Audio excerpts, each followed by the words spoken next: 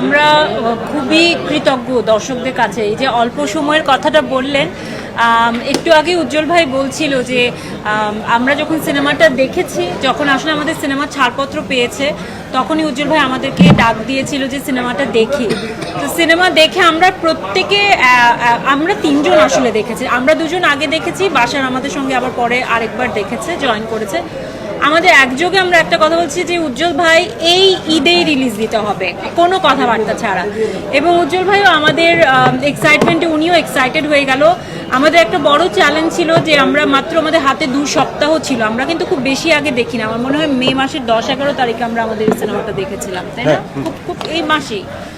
তো তার মধ্যে 2 দিন পর থেকে বা 3 দিন পর থেকে, হ্যাঁ, এবং আমরা বলেছি যে জাস্ট আমরা এখন থেকে 2-3 দিনের মধ্যে আমরা প্রচারে যাব। আপনারা যে ফার্স্ট পোস্টারটা দেখেছেন, সে অ্যানাউন্সমেন্ট পোস্টার কি হবে সেটা, আমাদের একটা গ্রুপ আছে বনলতা সেন বলে, আমরা উজ্জ্বল ভাইকে বলি শেয়ার করতে, আমরা দেখি, নিজেদের ফিডব্যাকও দিই এবং উজ্জ্বল ভাই খুব সুন্দর মতো সেটা রিসিভও করেন, কারেকশন আসে।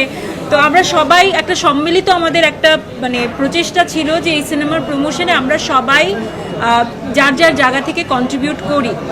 তো বাট অডিয়েন্সকে থ্যাঙ্কস জানাতে চাই যে আমরা আমাদের চেষ্টাটা করে গেছি কম সময়ের মধ্যে, বাট অডিয়েন্স যেভাবে এটাকে, আমার মনে হয় এত অর্গ্যানিকভাবে একটা ওয়ার্ড অফ মাউথ হয়েছে আমাদের প্রচারণার, সেই সাথে তারা অফকোর্স প্রেস, আপনারাও মানে আপনারাও খুবই খুবই পজিটিভলি আমাদেরকে সাপোর্ট দিয়ে গেছেন। মানে আমি বলবো যে আমরা মনে 100% পজিটিভ কথাই শুনেছি। আমার মনে পড়ে না যে একটা দুটো আমি কোনো সমালোচনা বা নেগেটিভ কিছু শুনেছি।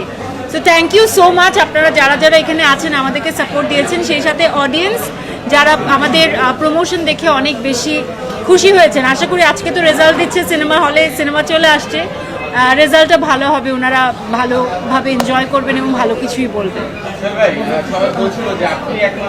আদারল্যান্ড 24 মাতৃভূমি, বিশ্ব সংবাদ 24 ঘন্টা।